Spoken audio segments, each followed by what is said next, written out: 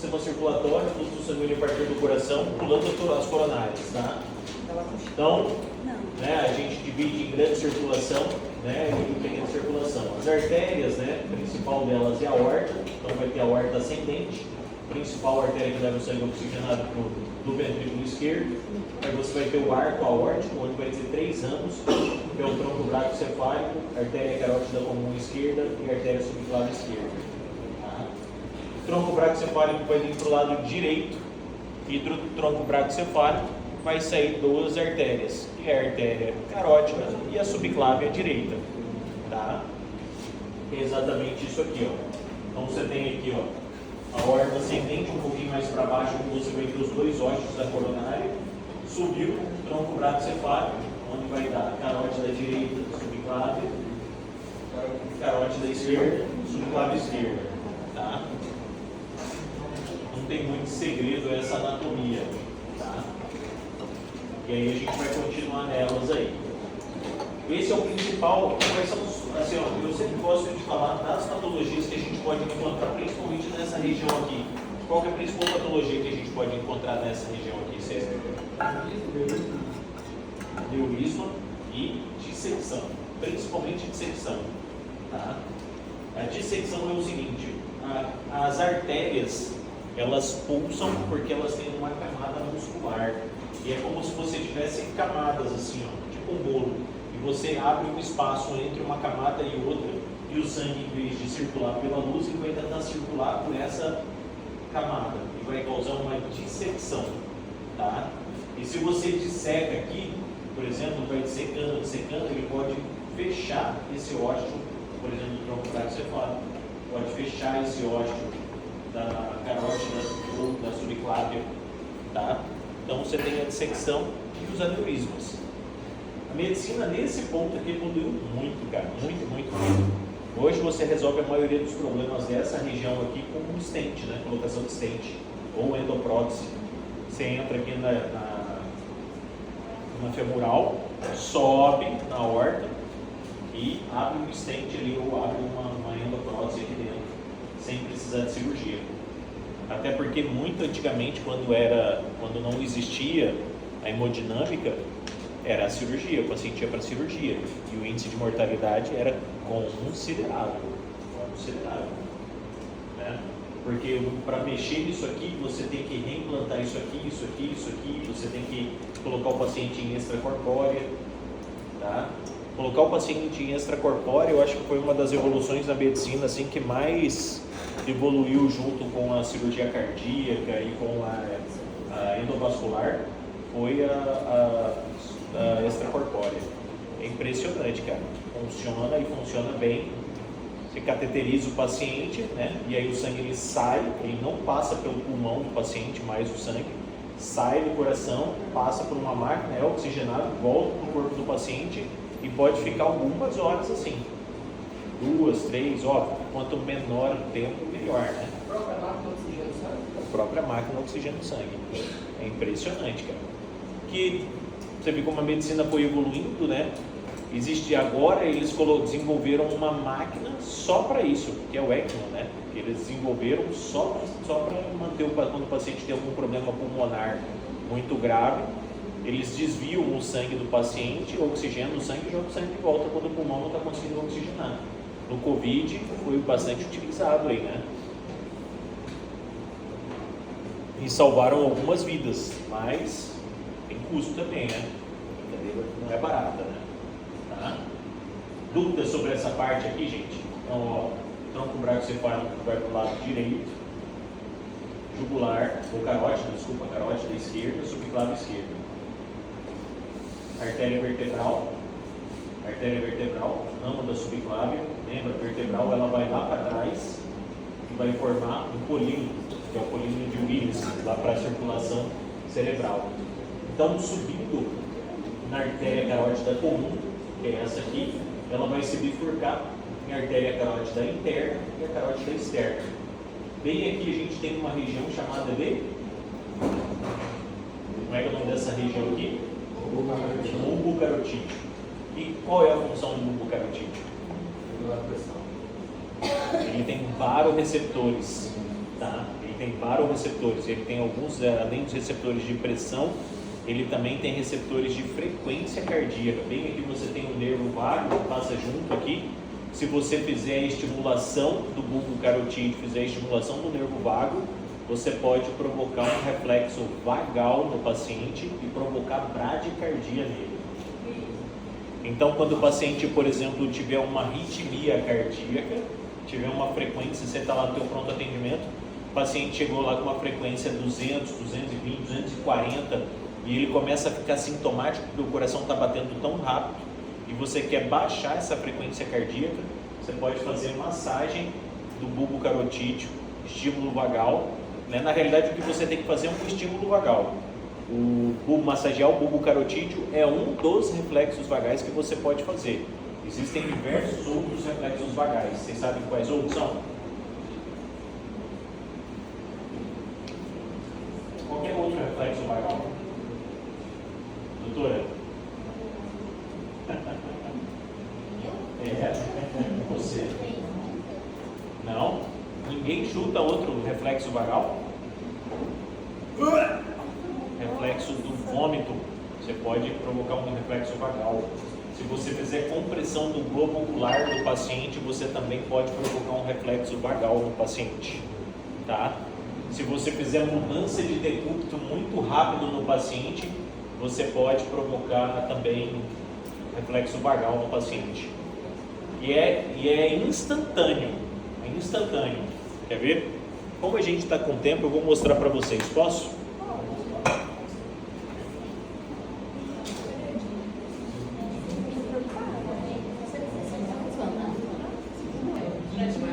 Para diminuir a frequência cardíaca.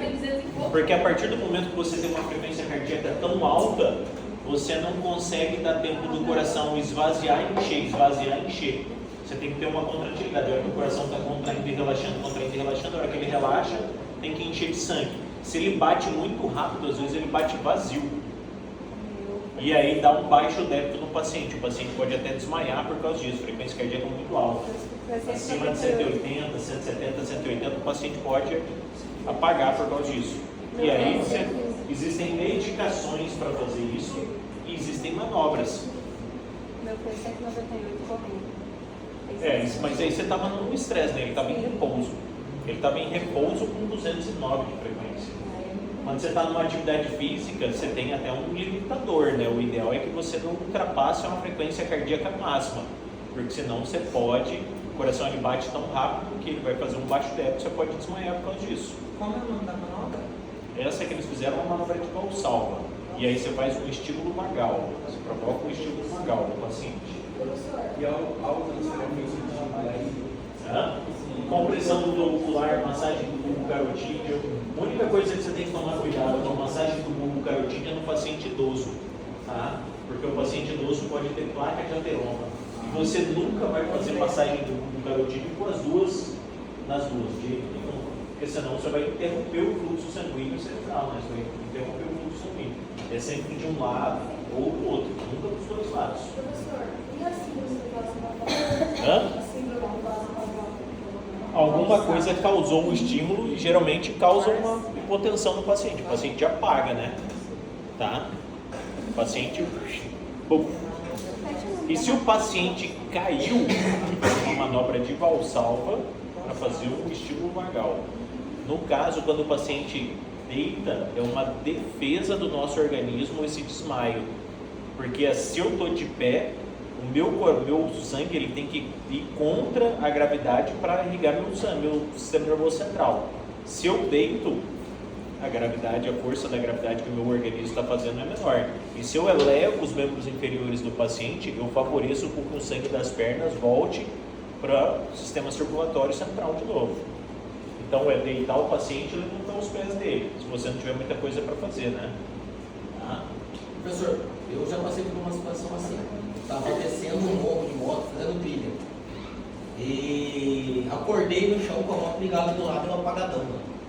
Foi tão forte a intensidade da atividade física ali, fora o calor e outros fatores que Apaga. a gente chama de blackout. Eu ali eu apaguei. Não, o organismo apaga mesmo, é uma defesa do seu organismo, né? Que faz você desmaiar para você deitar para facilitar o fluxo sanguíneo.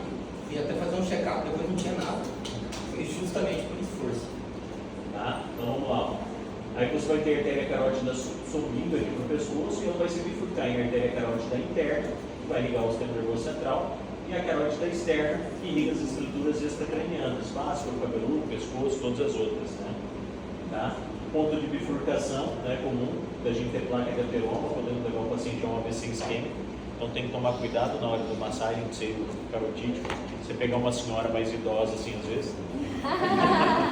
Pegar um paciente mais velho, não, mais velho mesmo, você pegar ali 60, 70, 80 anos e pensar em fazer uma massagem do seio carotídeo, tem que ir com calma, porque você pode deslocar uma placa, aí você tira ele de uma arritmia e provoca um AVC nele. Aí ferrou, né? Tá. Então tá aqui, ó. Tronco bracocefálico, carótida, aí vai se bifurcar em carótida interna e externa. A interna vai para o sistema nervoso central, a externa vai para o extracraniano, né, extrafacial. E saindo aqui da subclávia, tanto da subclávia direita quanto da subclávia esquerda, você vai ter a artéria vertebral. E subindo aqui, ela vai formar esse polígono aqui, que é o polígono de Willis. Tá? Que a gente vai ver lá na frente. Então a carótida externa, tá? Que é responsável pela irrigação extracraniana, vai ter as principais artérias. A artéria carotireoideia superior, então que irriga a glândula tireoide, o primeiro ramo ali, já da carótida interna aqui, da carótida externa, é a subclávia, ou a tireoideia superior. Aí você vai ter a artéria lingual, que supre a língua, a facial, face, glândulas salivares, occipital, região posterior do couro cabeludo, maxilar, músculos da mastigação, seios paranasais, do gramado, e a artéria temporal superficial, que é a região temporal do couro cabeludo. A temporal você até sente ela aqui, né? Ela passa por aqui assim. Outra vez você sente ela pulsando aqui. Tá? A artéria temporal superficial ela pode ser palpada e frequentemente apresenta uma inflamação. Essa inflamação é conhecida como arterite de células gigantes, pode causar dor crônica no paciente, como cefaleia, né? Cefaleias crônicas, o paciente tem dor de cabeça, quando você vai ver, uma das causas que você tem que descartar é uma arterite de células gigantes. O paciente tem uma inflamação da artéria temporal ali. Tá? Como que descalça se é uma arterite? Arterite, não artrite. Arterite. Arterite, a inflamação da artéria, tá? Não das articulações. Artrite é das articulações. Arterite é das artérias, tá? Como que você faz o diagnóstico? Boa pergunta, também não sei. Geralmente quem faz essa investigação clínica é o neuroclínico, né? Ou o neurocirurgião. Eles que fazem esse, sempre quando pega um paciente com cefaleia crônica assim, ou enxaqueca, eu mando para o neuro. Mas tem diversas causas de patologias que podem desenvolver a cefaleia no paciente, né? E aí você tem que ir descartando. Muitas vezes o diagnóstico vai ser por exclusão, tá? E aí você tem que ir perguntando, você tem que ir fazendo alguns exames, examinando o paciente e excluindo algumas patologias. Ó, essa não é. Por exemplo, uma das causas de cefaleia é oftalmológica. Né? Às vezes o grau do óculos está errado, então todo neuro sempre vai no oftalmologista, vai lá ver se tem algum grau, se tem alguma coisa que possa estar desencadeando. Uma das coisas que ele vai descartar é a arterite. Só que assim, existem algumas patologias que você não tem um diagnóstico, você não consegue fechar o diagnóstico, e aí por exclusão, por exemplo, PT, você consegue dar o diagnóstico de PT? Tem algum exame que você fala não é PT? Não tem. Ou eu já vi paciente aguentar estímulo doloroso assim, cabuloso, você montava nele assim, fazia, nem mexia. Só que você só pode, isso eu já aprendi na faculdade, eu espero que vocês aprendam, você só pode dizer que é PT depois que você descartou todas as outras patologias. Aí você pode falar, não tem nada, eu rodei todos os exames possíveis e imaginários desse paciente, não deu nada, não tem nada, aí você fala que é PT. Porque você já queimar na largada, olhar para o paciente e falar que é PT, você vai quebrar a cara. Tá? Você vai quebrar a cara. Sem examinar o paciente, sem ir com calma, você vai quebrar a cara. Às vezes você olha assim, você jura que é PT. Eu contei aquela história, né, do paciente com trombolismo pulmonar lá. Eu jurava que era PT. Só do jeito que o cara entrou, Eu olhei assim e falei, ai Senhor, 11 horas da noite, não faz isso comigo, não me testa, Senhor, não me testa que eu já, se o Senhor me der força, eu chuto a porta e vou embora, né? Dá-me paciência, não me dá força, né? E aí eu jurava que era piti, jurava, na hora que eu bati o olho, o jeito que o cara entrou, eu falei, não, isso aí não tem porra nenhuma. Mas, por via das dúvidas, vamos examinar o cara, vamos monitorar ele. E a hora que ele ligou o monitor nele, que eu vi a saturação, eu falei, não, tem uma coisa errada. Você encontrou algum parâmetro, e aí quando vocês forem examinar os pacientes, uma das coisas que vocês têm que sempre procurar, eu já falei isso para vocês, são parâmetros de gravidade, queda da saturação, queda da pressão, aumento da frequência cardíaca, diminuição do nível de consciência, rebaixamento, sonolência, cuidado, até você provar o contrário, meu amigo, cuidado, tá?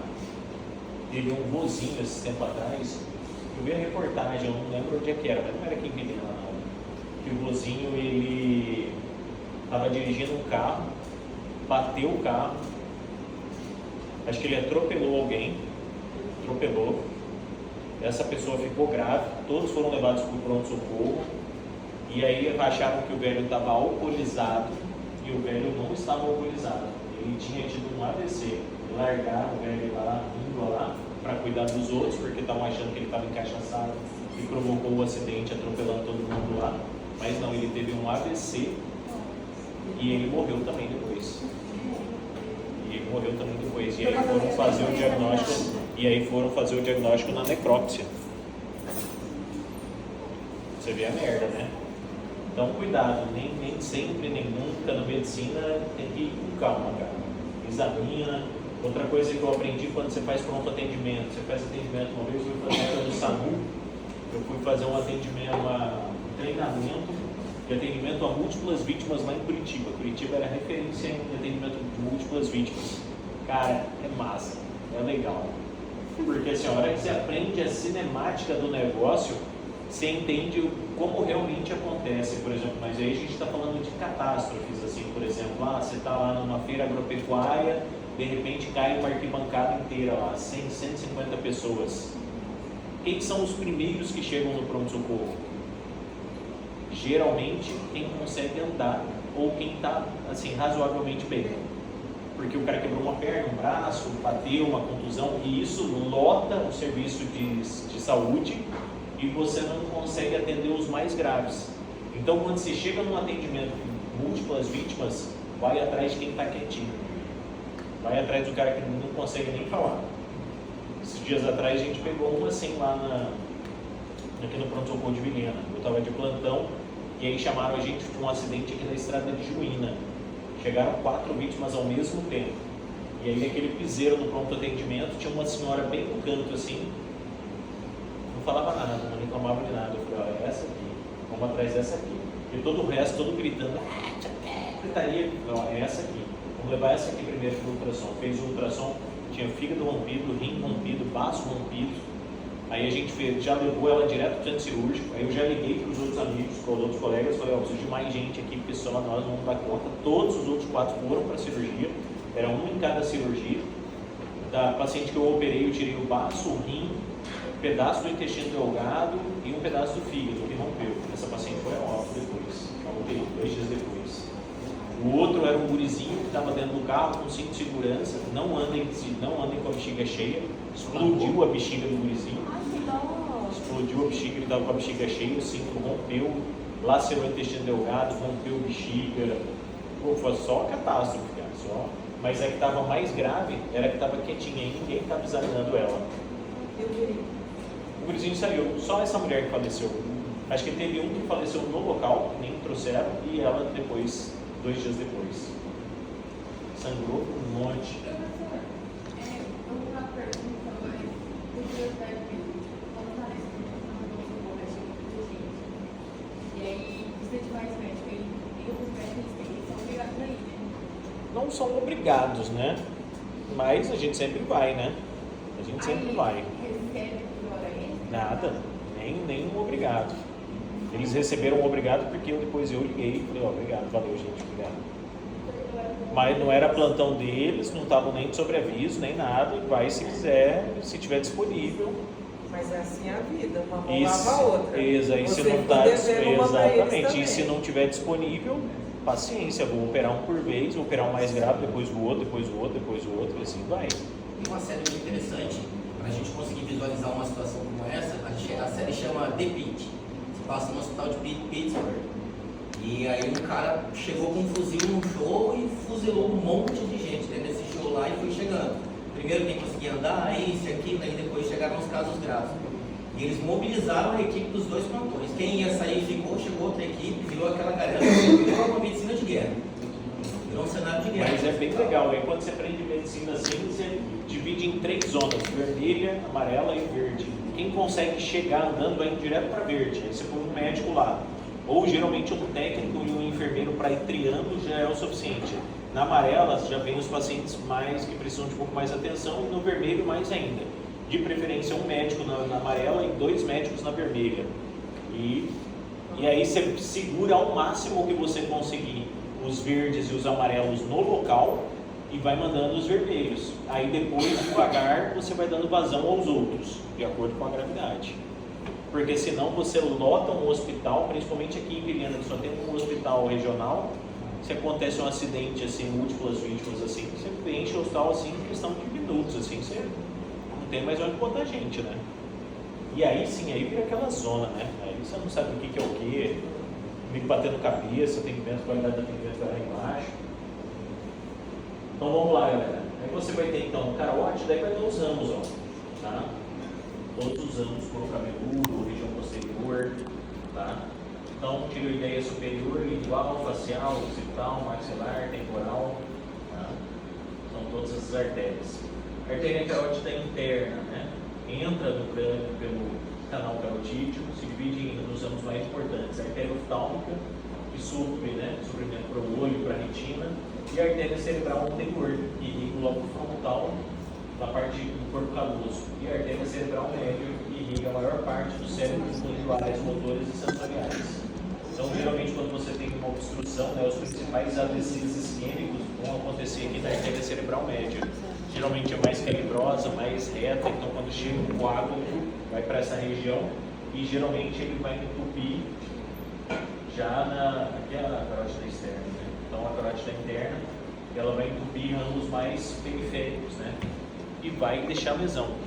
Dali para frente não vai ter mais suprimento sanguíneo e aquelas células ali vão morrer. Morreu, vai deixar sequela. O paciente vai ficar arrastando metade do corpo, vai ficar, né? Tem diversos tipos de sequela. Nós tivemos um aluno agora, foi recente isso aí, até não tem muito tempo.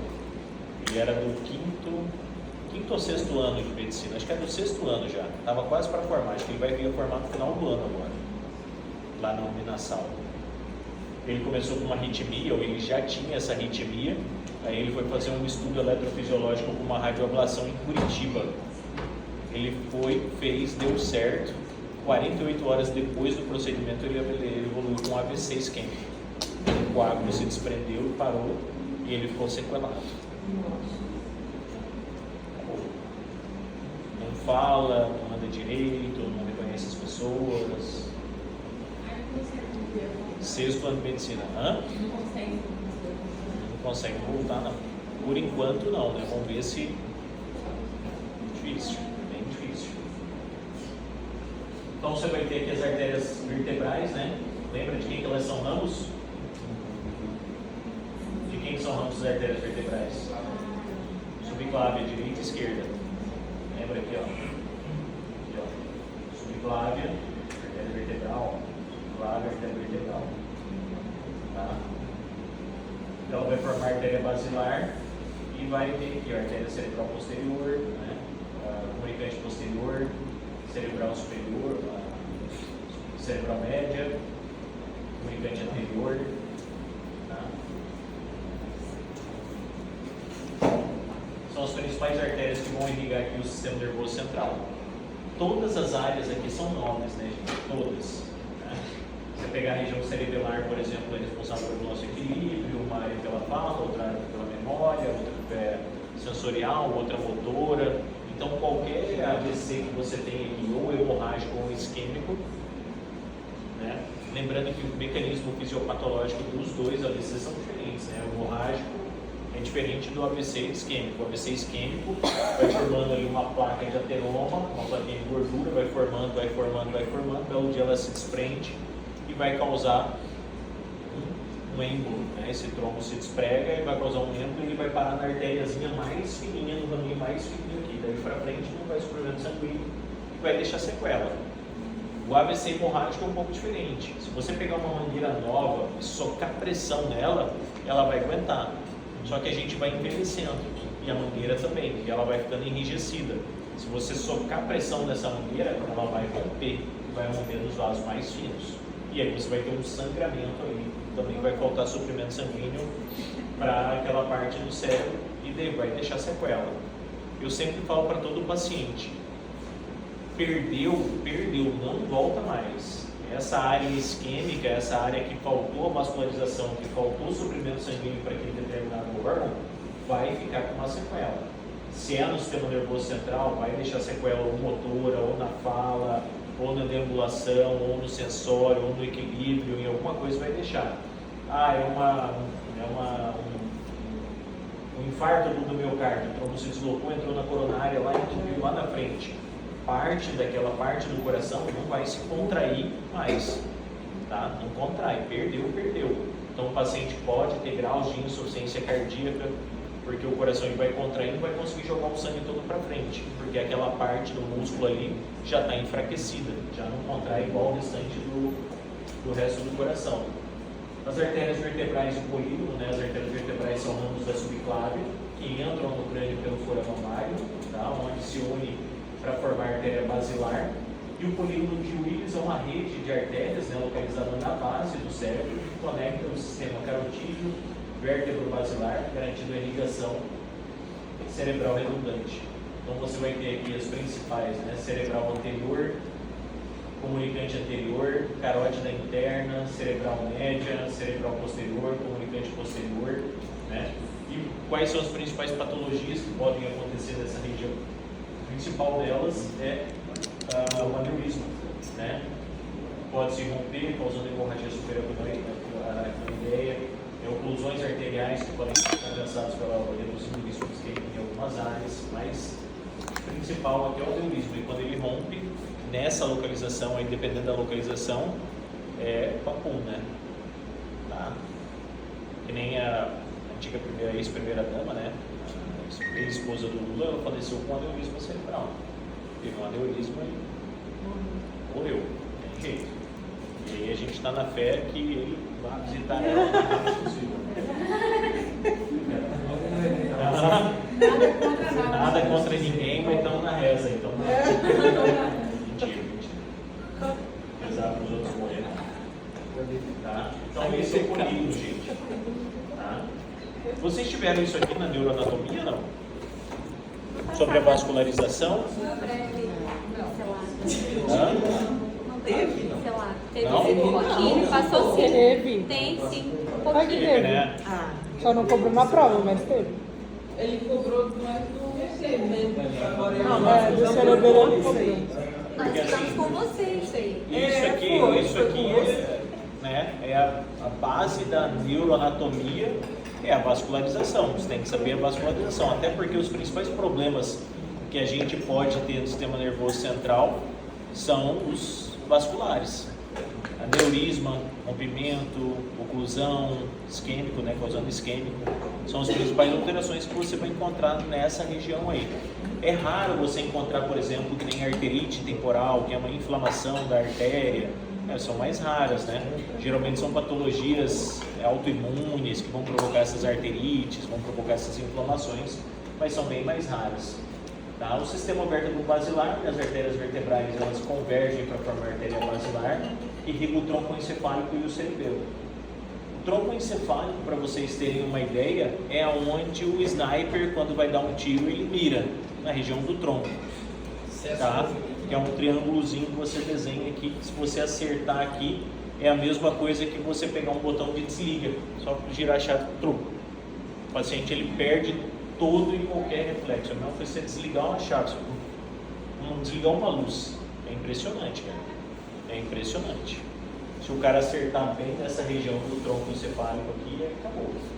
E aí as patologias também que vão envolver artérias basilares, artérias vertebrais que ligam essa região do tronco, também se tiver alguma patologia ali, é mais difícil de você intervir, ou se você intervir, não deixar sequela. Eu tenho um menininho que faz acompanhamento comigo, porque assim, não é só patologias, neoplasias malignas que podem acometer essa região. Tem uma patologia chamada astrocitoma, que é um tipo de câncer benigno. Só que ele é benigno e ele começa a comprimir as estruturas, ele vai crescendo e comprimindo. E o gurizinho fez o diagnóstico porque ele começou a apresentar crises convulsivas. E aí o segundo sintoma, além da crise convulsiva que esse gurizinho começou a ter, ele começou a perder o equilíbrio, ele andava assim, parecia que estava embriagado, ele não tinha mais equilíbrio. Aí o neurocirurgião pediu a ressonância, dito e feito, próximo do tronco, perto da região do cerebelo, de uma batata de 5 centímetros na cachola do menino lá. Operaram, aí que tá. Apresentaram todos os riscos para a mãe. Falaram, o risco não tem, porque assim, ó, lesões malignas, você tem quimioterapia, você tem radioterapia, você tem outros tratamentos para oferecer. Lesões benignas não respondem a quimio, não respondem a rádio. E o tratamento é basicamente cirúrgico. Então não é porque é benigno que é bom, entendeu? Não é ruim também, porque ele não vai infiltrar as outras estruturas, mas ele começa a empurrar. E aí começa a fazer sintomas compressivos. E aí o gurizinho foi para Cuiabá, operou com o professor de neuro, lá um professor meu, doutor Átila, operou lá, a cirurgia foi um sucesso, deu tudo certo, e o gurizinho agora faz acompanhamento comigo aqui. Ele fala, não, acompanha com o Eduardo lá, na Emiliana lá, que tá tudo certo, faz uma ressonância cada 3 meses. Aí ressecaram e o gurizinho ficou sem sequela nenhuma. Ele operou lá no HGU. Lá no HGU. Ficou sem sequela nenhuma, gurizinho. Impressionante, cara. E era uma batata, velho. E pela localização da lesão, o neuro falou, ó, pode ser que ele nunca mais consiga caminhar por falta de equilíbrio. Ele vai andar de cadeira de rodas, mas não, o gurizinho chegou andando no consultório lá, cara. O gurizinho chegou andando. Então, ó. Tem um amigo meu que ele jogando bola, ele não conseguiu mais falar e inventaram com o corpo anestesiou ele no chão. Daí ele descobriu que ele tinha trombofilia. Ele teve um AVC, mas ele não teve. Não deu sequela depois. Não deu sequela? Não deu sequela. É que depende muito do tanto da área afetada, né? E quanto tempo você demora para provocar uma revascularização daquilo ali. Entendeu? Se você conseguir perfundir rápido, você consegue tratar rápido, perfundir rápido, deixa menos sequelas. Perfeito igual Deus fez a primeira vez, ele não ficou, isso eu te garanto. Não tem como ser perfeito, igual Deus faz, gente, é uma vez só, tá? Tudo que a gente vai fazer depois, tudo que vocês forem fazer depois, a gente corrige, a gente melhora, né? Às vezes deixa funcional, mas perfeito igual operar um joelho. Vai ficar bom? Vai, você vai jogar bola, vai andar, mas assim, igual Deus fez, nunca mais, meu amigo. O operado está melhor que o meu. Deus fez. É porque o outro deve estar bem estourado, né? O outro também. Vai passar faca no outro. Então, a artéria basilar ela vai se dividir em 2 artérias cerebrais posteriores que vão irrigar o occipital e cerebelo.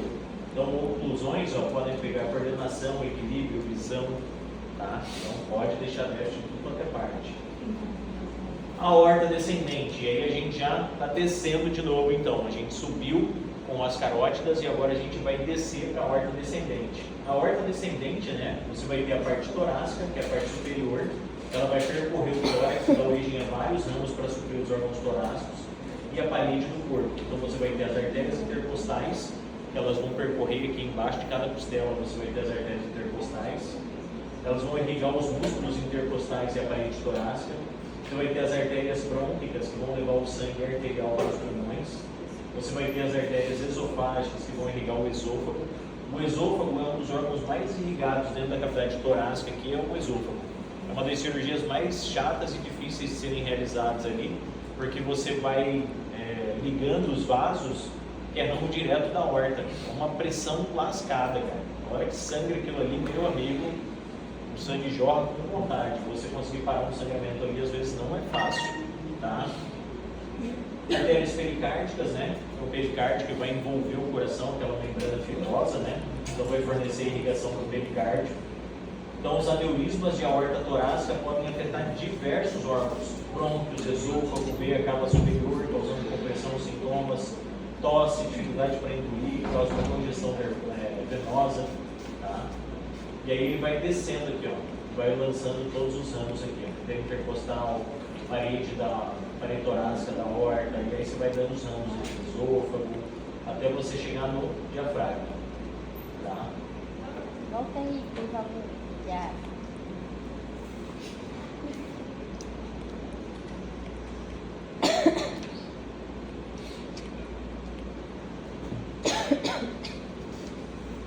Vocês lembram disso? Tranquilo até aqui? Alguma dúvida? Tranquilo, né? Tem nenhuma dúvida aqui, né? Uma que seria interessante a gente pegar aquele cadáver que está lá, aquele inteiro lá. Vamos ver como é que vai ser ano que vem, mas vamos ver se ano que vem a gente consegue fazer isso e dissecar essa região aqui da artéria torácica. A gente corta o coração, tira o coração e vem dissecando a aorta, desde o cajado dela até toda a aorta torácica e abdominal, e vem achando todos os vasos, tá?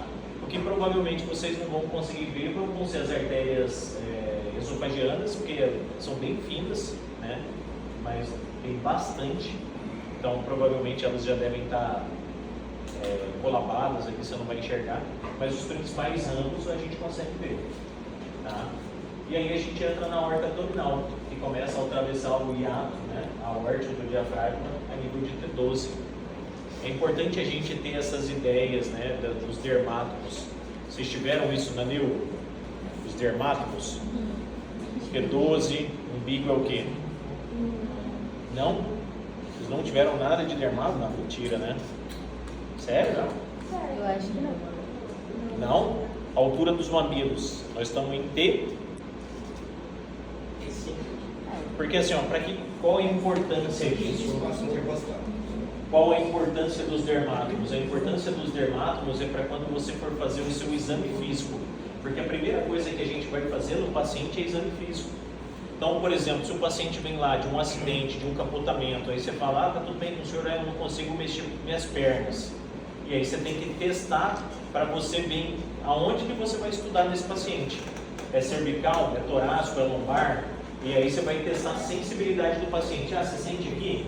Ah, sinto. E aqui sente? E aqui sente? E aqui sente? E aí você vai descendo. Ah, aqui na altura do mamilo, está em quanto? T quanto? Ah, na altura do diafragma aqui, você está em T quanto? Na altura do umbigo, você está em T quanto? Vocês não falaram para você isso aí? Professor, o professor de neuronato, ele está só no cérebro até agora. Giro, aquelas coisas.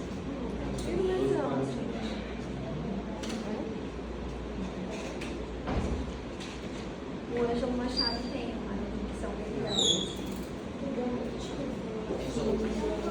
Eu lembro alguém falando. Ah, mas essa é a divisão do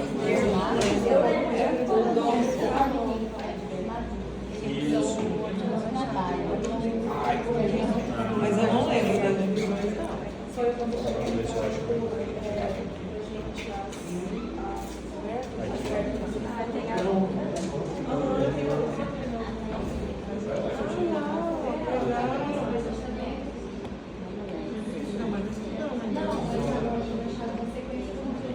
Ah, ele vai passar. Samuel. Nosso querido. Tá no livro dele, ó.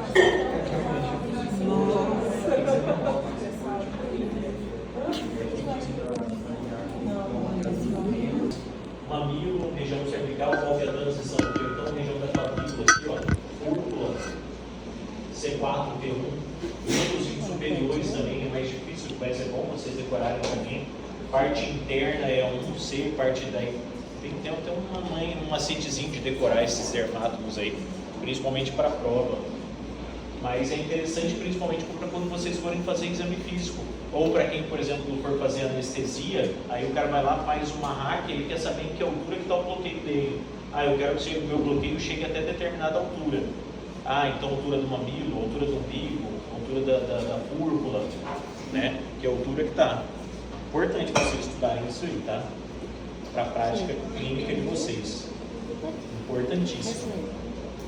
Então, por exemplo, o hiato esofágico, o hiato aórtico, o que é o hiato aórtico? Você vai ter o diafragma. No diafragma você tem um fluido que é chamado de hiato, que é onde vai passar a aorta. Aquilo ali é o hiato aórtico. Então, no nosso organismo ele está mais ou menos a nível de T12. Tá? Dá origem a ramos importantes. Então, nos primeiros ramos que a gente vai ter ali, tronco celíaco. O bendito tronco celíaco. Né? O tronco celíaco ele vai originar 3 ramos: gástrica esquerda, hepática comum e artéria esplênica. São os 3 ramos que saem do tronco celíaco. Então você tem a aorta descendo aqui, tronco celíaco, gástrica esquerda, hepática comum e a esplênica. Perfeito? Esse é um dos principais vasos que a gente tem no corpo, você tem que saber. Tem que saber. Tá? E se a gente continuar descendo, o que a gente vai encontrar? Então, a gente passou o hiato aórtico, você vai ter alguns pequenos ramos que vão irrigar o diafragma, tá? Então, teoricamente, pode ser até questão de pegadinha. Eu já vi isso questão de pegadinha, que aí assim, eu não gosto de cobrar assim, porque eu não acho que isso testa conhecimento de ninguém. Mas, por exemplo, qual é o primeiro ramo depois do diafragma, não sei o quê? Não é o tronco celíaco. São os vasos que vão irrigar o diafragma aqui. Depois vem o tronco celíaco. Mas o mais importante é o tronco celíaco. Né? Então, o tronco celíaco, descendo um pouquinho mais, você vai ter a artéria mesentérica superior. É importante saber a localização da artéria mesentérica superior? Com certeza.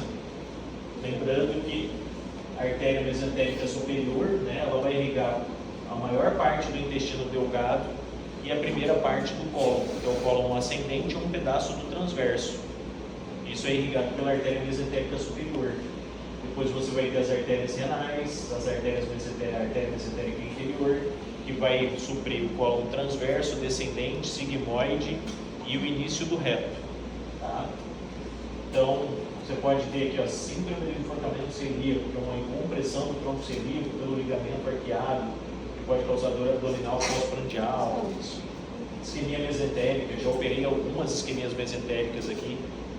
Isquemia mesentérica funciona da seguinte maneira: você tem um trombo, e esse trombo ele tem que ser formado em algum lugar por algum motivo. E é assim que você tem que imaginar. Se ele é formado em algum lugar, quais são os 2 principais lugares que a gente pode ter formação de trombo? Coágulo. Quais são? Fala 01. Hã? Não. Fala 1. Eu sei que você quer falar. Não. Qual órgão onde forma o coágulo? Os 2 principais órgãos. Forma no coração, mas para no pulmão, né? Hã? Forma no coração, mas para no pulmão. Fala no coração.